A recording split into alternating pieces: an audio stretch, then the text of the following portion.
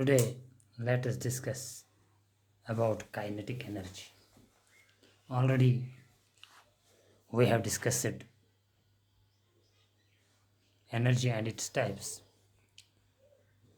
We already know this energy is the capacity to do work.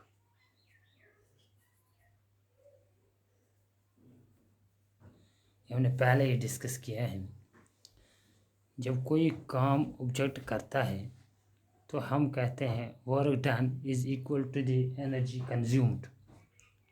जब हम force apply करते हैं तो इसमें डिस्प्लेसमेंट हो जाती है, तो इसको हम बोलते हैं एनर्जी।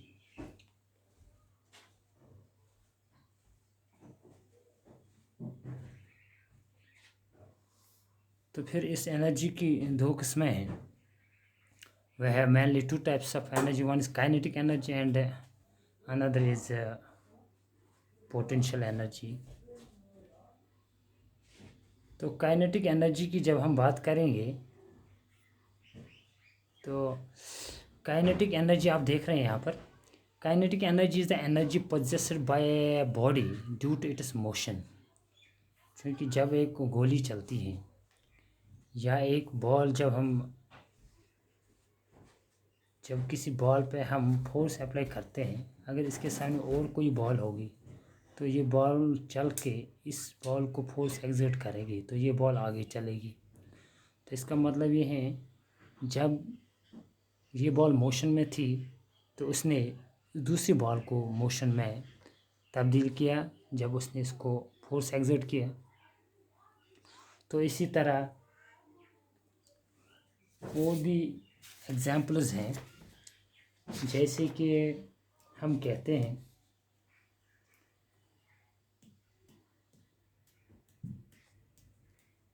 एक ऑब्जेक्ट जब चलता है तो ये काम करता है। तो हमने पहले ही पढ़ा है, जब भी कोई एक ऑब्जेक्ट अपनी पोजीशन चेंज करता है तो ये मोशन कहलाता है। तो जो भी मूविंग ऑब्जेक्ट्स हैं, मूविंग ऑब्जेक्ट जो भी हैं, मूविंग ऑब्जेक्ट जो हैं ये काम करते हैं। तो जब ऑब्जेक्ट मोशन में हो और ये काम करता हो तो ऐसी एनर्जी को हम बोलते हैं काइनेटिक एनर्जी। जो ये काइनेटिक एनर्जी है इसकी बहुत सारी मिसालें हैं। जब हवा चलता है, ब्लोइंग विंड, तो उससे हमें विंड एनर्जी मिलती है। जैसे कि डैम से पानी जब नीचे आता है तो उससे टरबाइन के ब्लेड चलते हैं तो हमें हाइड्रो इलेक्ट्रिसिटी मिलती है, तो उससे भी काम करती है। तो इसी तरह एक कार आते हैं कहीं से, ये तेज़ चलती है, अगर कोई सामने होगा तो इसको ये धक्का मार के कुछ डिस्टेंस तय कराएगी, क्योंकि ज़ख्मी हो जाएगा वो बंदा या उसकी मौत हो जाएगी। फिज़िक्स में वो कंसिडर नहीं किया जाता है। तो यहाँ पे हमने देखा एक स्पीडिंग कार भी काम करती है। तो ये स्पीडिंग कार जो है इसने भी काम किया। तो जिस ऑब्जेक्ट में काम करने की सलाहियत होती है इसको एनर्जी बोलते हैं। मगर जब एक ऑब्जेक्ट मोशन में हो और फिर यह काम करता है तो ऐसी एनर्जी को हम बोलते हैं काइनेटिक एनर्जी। क्या बोलते हैं? Kinetic energy. समझ गए होंगे आप लोग। तो काइनेटिक एनर्जी जो एक ऑब्जेक्ट की है, kinetic energy of a body moving with a certain velocity is equal to the work done. एक ऑब्जेक्ट जो मोशन में होता है एक वेलोसिटी के साथ, जब एक ऑब्जेक्ट मूव करता है तो उसकी एक वेलोसिटी होती है, वो बराबर होती हैं कि to the work done on it to make it acquire that velocity, कि इस ऑब्जेक्ट पे कितना काम हुआ है। इसका मतलब है कि जब ये एक ऑब्जेक्ट मोशन में होता है तो पहले उस पर कुछ काम हुआ होता है, तो वही काइनेटिक एनर्जी इस ऑब्जेक्ट की बराबर होती है कि इस पर काम कितना हुआ है।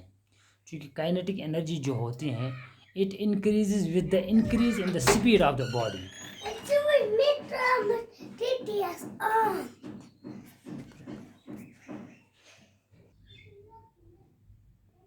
तो अब हम देखेंगे कि एक ऑब्जेक्ट की जो काइनेटिक एनर्जी होती है वो किसके बराबर होती है। वो हमें एक इक्वेशन हम निकालेंगे जहाँ पर है काइनेटिक एनर्जी जो बराबर है it is equal to 1/2 mv²। तो ये कैसे इसके बराबर है, तो ये डिस्कस करने से पहले क्योंकि काइनेटिक एनर्जी जो होती है तो हम इसको बोल सकते हैं energy possessed by an object due to its motion, ये भी बोल सकते हैं। ये भी बोल सकते हैं moving objects possess energy, that is called kinetic energy. So objects in motion possess energy which is called kinetic energy. और एक चीज, kinetic energy is the energy possessed by an object due to its motion, और the kinetic energy of an object increases with the increase in its speed. जितनी speed ज़्यादा होगी इतनी ही ज़्यादा kinetic energy होगी। तो इसका मतलब है kinetic energy is directly proportional to the speed of the object. तो अब हम ये इक्वेशन कैसे निकालेंगे, let us discuss it and try to understand. ज़रा देखिए, हम एक ऑब्जेक्ट कंसिडर करते हैं जिसका मास m है, ये यहाँ पे स्मॉल m, और ये यूनिफॉर्म वेलोसिटी v के साथ मूव कर रही है।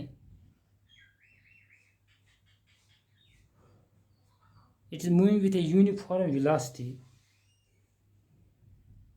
u, यहाँ पे v है, it is not there, uniform velocity u। एक ऑब्जेक्ट जिसका मास m है, ये मूवमेंट कर रहे हैं, it is in motion with a uniform velocity u। Okay, तो अब इस पे एक फोर्स एक्ट करता है, दैट इज f। एक कांस्टेंट फोर्स इस पे अप्लाई कर रहा है क्योंकि ये मोशन में है, तो इसका मतलब इस पे एक फोर्स एग्जर्ट हुआ है, वो f है। तो ये कुछ टाइम के बाद एक डिस्टेंस तय करता है जो यहाँ पे s से दिखाई गई है, ठीक है। तो now this object be displaced through a distance s when a constant force f acts on it in the direction of its displacement।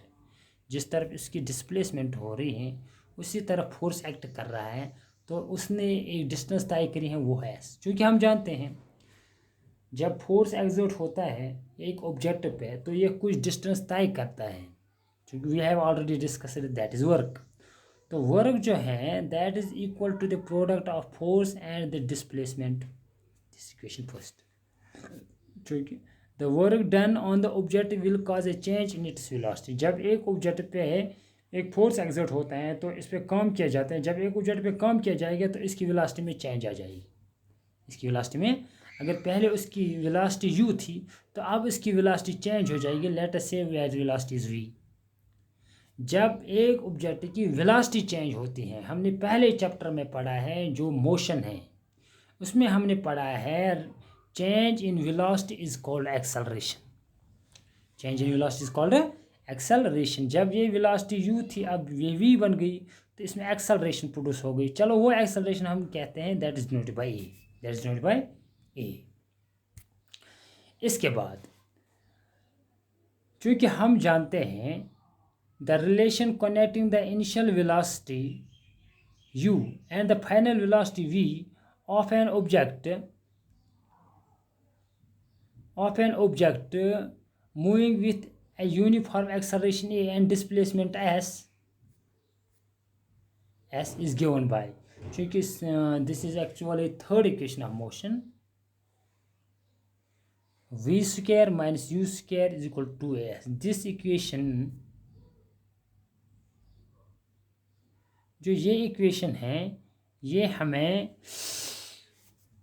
Initial velocity एक ऑब्जेक्ट की और फाइनल वेलोसिटी एक ऑब्जेक्ट की, जब इस पे एक यूनिफॉर्म एक्सेलरेशन प्रोड्यूस होती हैं और ये डिस्प्लेसमेंट s तय करते हैं, that is given by this third equation of motion.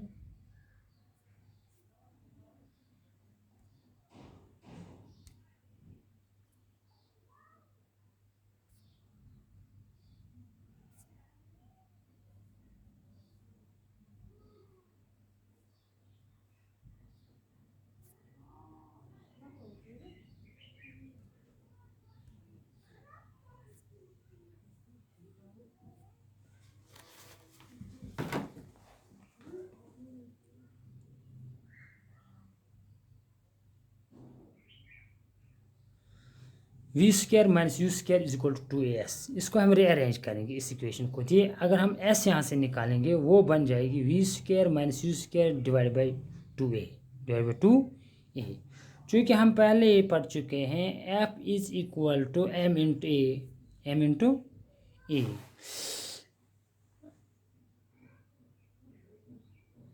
Into ए।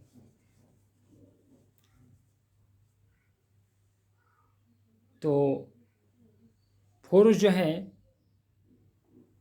वो वर्ग के बराबर है। अगर आप न्यूटन का सेकंड लॉ याद करोगे वहाँ पे फोर्स की जो दूसरी डिफिनीशन है वो है mass into acceleration, mass into acceleration. तो डब्ल्यू जो है वर्क डन जो है ये बन जाएगा इज इक्वल टू, पहले हमने पढ़ा है work is equal to f into s. चूँकि न्यूटन के सेकंड ऑफ मोशन से हमें पता है एम इंटू ए। तो हम लिख सकते हैं ये डब्ल्यू जो वर्क डन है it is equal to m into a. तो एफ के बदले एम इंटू ए आ जाएगा। तो अब यहाँ पे एस के बदले हम ये इक्वेशन इसमें लिखेंगे v square minus u square divide by 2a।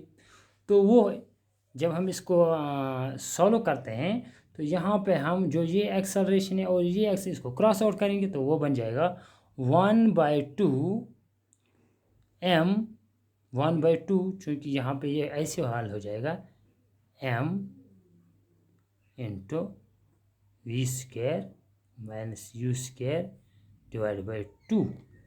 तो अब हमने ऐसे क्या किया, जो ये 1/2 है हमने ये जो यहाँ लिखा है ये ऐसे भी हम रख सकते हैं। तो ये बन जाएगा ऐसे 1/2 m v square minus u square.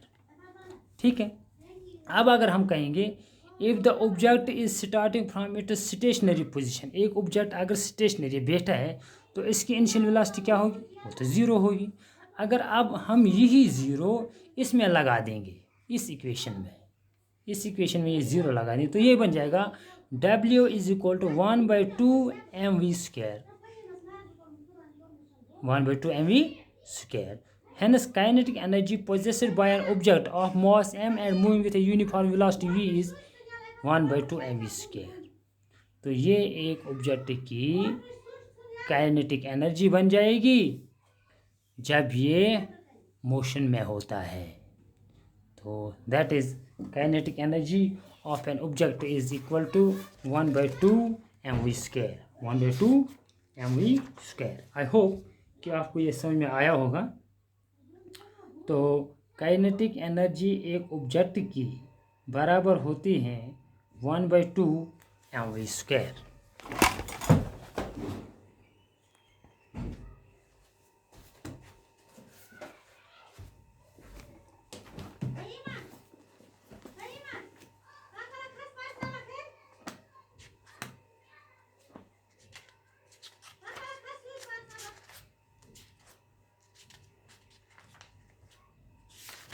तो इस इक्वेशन से ये पता चलता है जो काइनेटिक एनर्जी एक ऑब्जेक्ट की होती है ये डिपेंड करता है कि इसका मास कितना है और इसकी वेलोसिटी क्या है। क्योंकि काइनेटिक एनर्जी ये इज इक्वल टू मास और is equal to v square. तो जिस ऑब्जेक्ट का जितना मास ज़्यादा होगा उसकी इतनी काइनेटिक एनर्जी भी ज़्यादा होगी जब वो मोशन में चला जाएगा। अगर एक ऑब्जेक्ट की वेलोसिटी ज़्यादा है, हाँ, तो अगर हम ऐसा कहेंगे if the mass of an object is doubled it is kinetic energy also gets doubled. अगर हम एक ऑब्जेक्ट का मास डबल करेंगे तो फिर उसकी काइनेटिक एनर्जी देखेंगे वो क्या हो जाएगी, it is kinetic energy also gets doubled. अगर मास नेस्फ कर देंगे तो काइनेटिक एनर्जी भी हाफ हो जाएगी। तो दूसरी तरफ if the velocity of an object is double, अगर हम वेलोसिटी ऑब्जेक्ट की डबल करेंगे तो क्या हो जाएगा, यानी कि वेलोसिटी हम डबल कर देंगे तो उसकी काइनेटिक एनर्जी 4 टाइम्स बन जाएगी, यानी 4 टाइम्स इंक्रीज हो जाएगा वहाँ पे। इसका मतलब अगर हम वेलोसिटी को नेस्फ कर देंगे how if we will how the velocity of a body, what will happen to the kinetic energy? The kinetic energy becomes 1/4. Kinetic energy becomes 1. Since kinetic energy of a body depends on its mass and velocity, therefore heavy bodies moving with high velocities have more kinetic energy. They can do more work than slow moving bodies of small masses.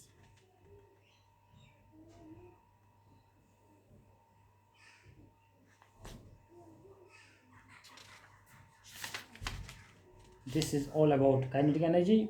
I hope you might have understood it. If there is any confusion, you can write to me in comment section. Please share your feedback and subscribe to my channel. Thanks. Assalamu alaikum.